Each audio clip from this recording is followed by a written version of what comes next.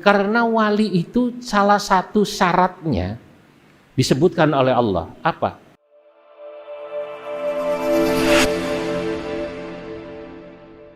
Madrasah-madrasah yang lain itu kasihan. Biasanya para murabbinya, para surosonya itu badannya kurus, naiknya sepeda ontel, pecinya hitam tidak, merah tidak, karena nggak kuat beli peci. Dulu di kampung itu kalau ada guru madrasah, para murabbiyun suroso itu ketika naik sepeda dari jauh badannya kurus, masih 20 meter, yang duduk di sini itu sudah tebak-tebakan. Iku siapa ya? Itu siapa ya yang naik sepeda dari jauh? Alah, paling guru madrasah. Paling guru apa namanya? Madrasah. Loh kok tahu? Alah, kelihatan dari badannya kurus. Begitu lewat ditanya, ajeng ten pundi Pak? Mau kemana Pak? Madrasah. Lah bener kan katanya gitu. Jadi para murabbiyun, para suroso ini ya Allah, memang harus kuat mental, Pak. Murabbiyun itu biasanya tidak seterkenal, biasanya ya. Kiai-kiai panggung, ya model saya lah. Kalau saya ini kan kiai mimbar, kiai panggung, lebih terkenal. Wong Pak Imam Parikesit tinggalnya di Amerika, tapi bilang saya, kula sering ningali jenengan. Dari mana? Minal YouTubi. Dari mana namanya? Minal YouTubi gitu. Guru-guru ini, ya Allah. Tapi ini Pak, banyak wali-wali Allah itu, kekasih-kekasih Allah itu, yang justru sesungguhnya para murabbiyun, tapi mereka tidak dikenal sebagai wali, karena keramat-keramatnya tidak begitu kelihatan. Seperti wali-wali yang tadi seperti Mbah Hamid, seperti apa? Mbah Hasan Mangli. Kalau Mbah Hasan Mangli masyhur keramatnya, karena ahli riyadhah. Bapak saya dan rombongan, orang kampung saya masih banyak yang hidup, itu Mbah Hasan Mangli itu keramatnya emang diliatin betul Mbah Hasan Mangli. Orang belum kadang-kadang baru ngerentek, beliau sudah paham. Apalagi kok ngomong. Rombongan bapak saya sowan ke sana, Mangli, Gerabak. Satu rombongan Pak, diajak Mbah Mangli ke Kudus, beda mobil. Di jalan melewati tukang sate, arah Semarang, sate enak ya. Kata salah satu rombongan bapak saya di mobil belakang, itu Mbah Mangli di mobil depan belok ke warung sate, sret. Padahal bapak saya sudah ngomong, ya iki jaga mulut ya, mulutnya dijaga ya. Waduh, gara-gara ngomong sate kan sampean diajak makan. Bapak saya ada zamannya orang kaya Pak, mandor pelabuhan, namanya Haji Husni, masih ada orangnya. Ji, bayar Ji. Begitu ke warung, sampun dibayar. Loh, kapan? Niku wow, kali niku. Mbah Mangli. Yang makan ini nggak ngelihat kapan bayarnya. Entah gimana caranya. Kata bapak saya, nanti lagi nih kalau kayak gini sampean sebelum Mbah Mangli turun, kamu turun dulu. Siap. Ke pom bensin, begitu berhenti langsung nggak kelihatan Mbah Mangli. Sampun dibayar Pak. Mana? Itu mobil depan, Masya Allah. Itu Mbah Mangli, keramatnya kelihatan. Ya, memang ada para wali-wali Allah, kekasih-kekasih Allah yang ditakdirkan kewaliannya itu terkenal karena keramat-keramatnya semacam ini. Ya, yang orang belum bicara sudah tahu. Ya, biasanya Prof itu dalam ilmu bahasa Arab disebut memiliki ilmu firasah. Firasah itu bahasa Arab. Imam Syafi'i sudah jadi orang alim, belajar sama Imam Malik lama di Medina. Beliau secara khusus belajar ke Yaman untuk belajar ilmu firasah. Ilmu firasah kalau diterjemahkan itu ada dua. Ada ilmu firasah yang merupakan sesuatu yang dipelajari. Ya mirip ilmu psikologi lah kalau sekarang itu. Ilmu membaca sifat dan perilaku orang cukup dengan melihat wajah dan cara bicara, gerak-gerik. Nah, kalau ini bisa dipelajari, polisi aja tahu Pak, orang naik motor nggak bawa SIM itu ketahuan. Betul apa tidak? Kalau dia naik motornya ngumpet di belakang truk, polisinya paham, paling nggak bawa SIM itu, langsung malahan. Kalau sampai sing kalem malah itu polisi tahu. Nah, yang kayak gini bisa dipelajari Pak, ada ilmunya. Saya tuh kalau di masjid itu bisalah mempelajari Prof, mana orang yang ekonominya sudah mapan dan mana yang tidak, saya bisa tahu Pak. Masjid, kesimpulan saya itu biasanya yang wiridnya lama, ibadahnya tekun, itu biasanya cuma 2 kelompok. Pertama pensiunan, kedua orang susah. Serius itu. Wa amma pensiunan, adapun pensiunan itu kenapa kok kalau di masjid tekun, ya jelas fala amalalahu, tadi gak ada kerjaan lagi gitu persis. Yang kedua orang susah Pak. Hari Jumat itu kalau orang datangnya jam 10 sudah masuk masjid, sholat duha, baca surat Waqiah 3 kali, ya wiridnya lama, habis sholat Masya Allah, masih ba'diyah, masih wirid panjang, doanya di pojok lama. Dalam hati saya, batin ini pakai firasah saya, ini biasanya masih susah orang ini.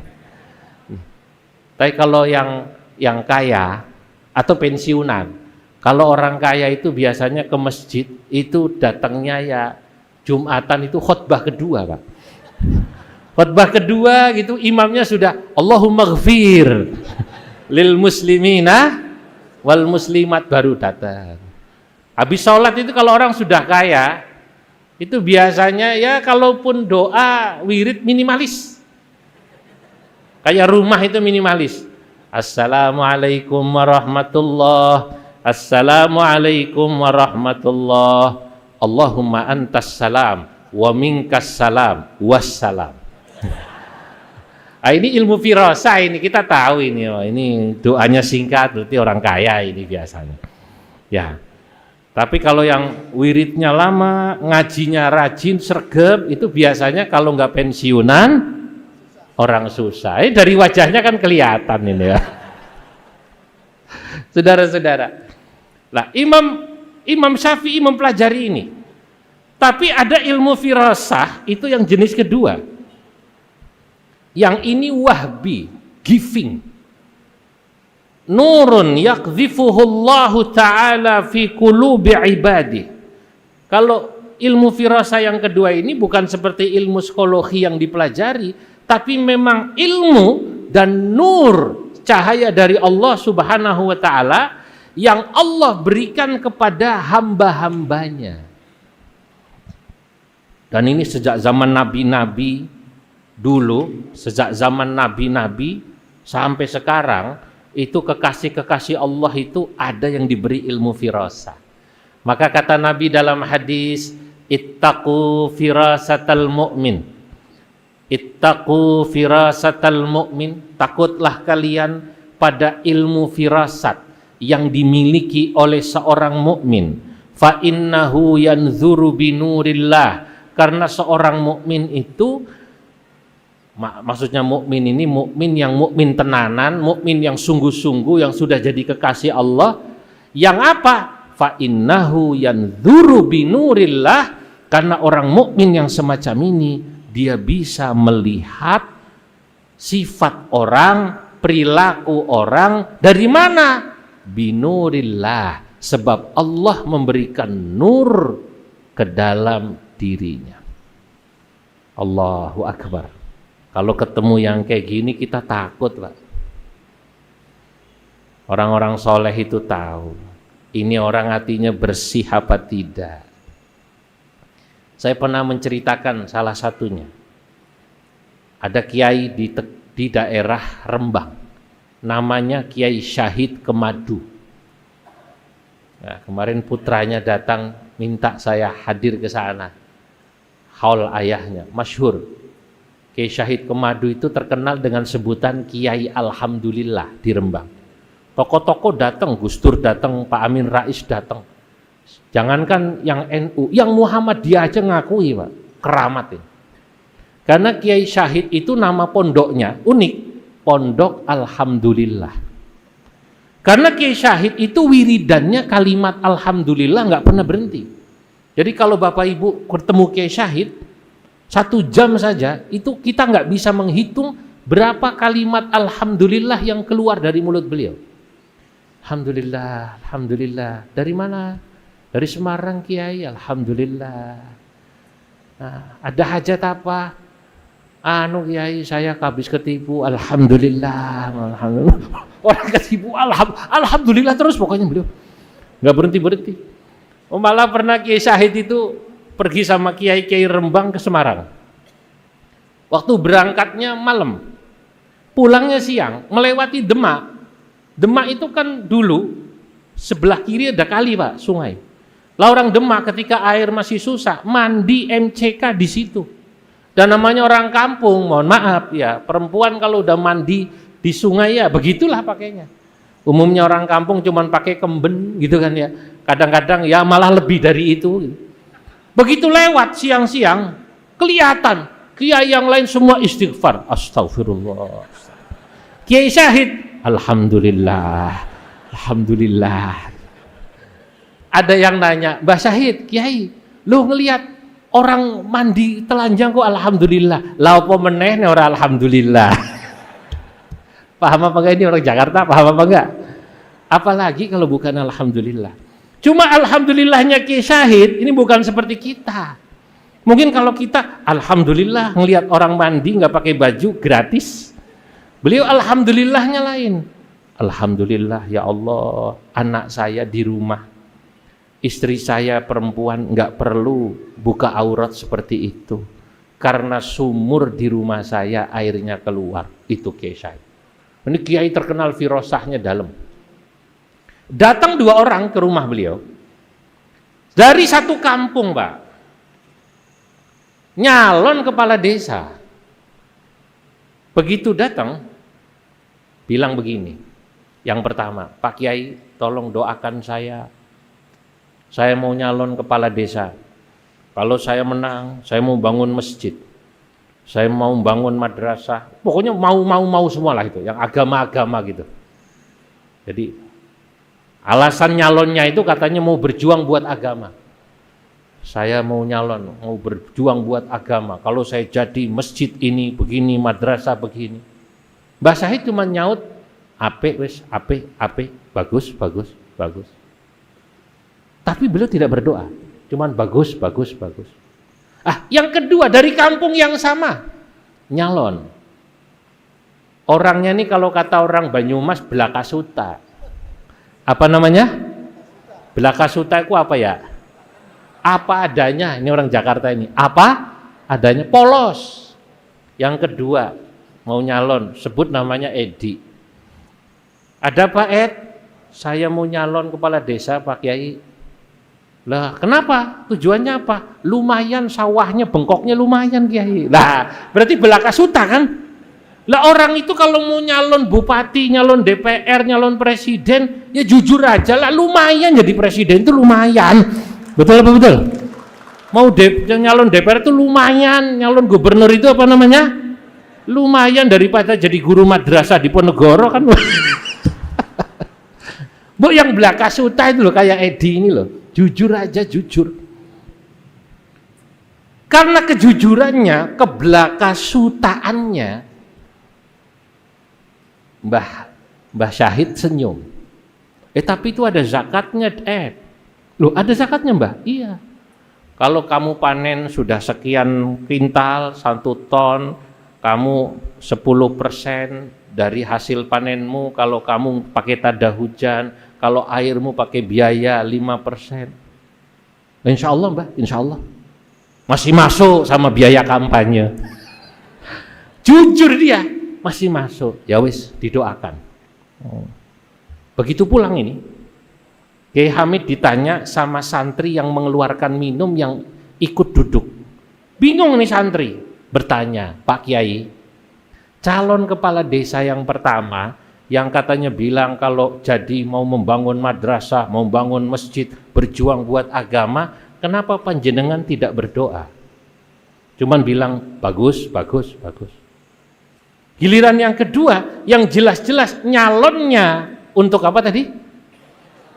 Lumayan. Bengkok sawahnya lumayan. Lumayanku bahasa Arabnya nayamul, Pak. Ya lumayan itu dibalik jadi nayamul. Lumayan, kok malah kiai kok berdoa? Apa jawabnya? Ini ulama yang punya firasah ini top ini. Apa kata beliau? Sini. Yang pertama itu antara yang diucapkan di mulut sama yang di hati tidak sama. Bilang buat agama, buat agama, buat agama, hatinya sebenarnya bilang buat dunia, buat dunia. Bahasa halusnya cara orang Purwokerto, cangkeme karo hatine ora podo. Cangkem itu halus apa kasar, Pak? Halusnya cangkem itu apa? Cocot. Apa bahasa Jawanya yang halus? Mulut itu? Tutuk. Lambene. Ya, mulutnya sama hatinya tidak sama. Bahasa Arabnya begini, ini kalau bahasa ulama ya. Zahiruhu laisa bibatinihi. Ini bahasa ulama saya pakai. Bahasanya Mbah Muslih. Jadi orang yang antara mulut dan hati tidak sama, menurut ulama ilmu firasah, ulama yang ahli firasah, itu bahasa Arabnya zahiruhu, zahirnya yang diucapkan di mulut, laisa bibatinihi, tidak sama dengan apa? Batinnya. Yang kedua, Mbah, yang kedua itu blakasuta orangnya. Jujur dia apa adanya.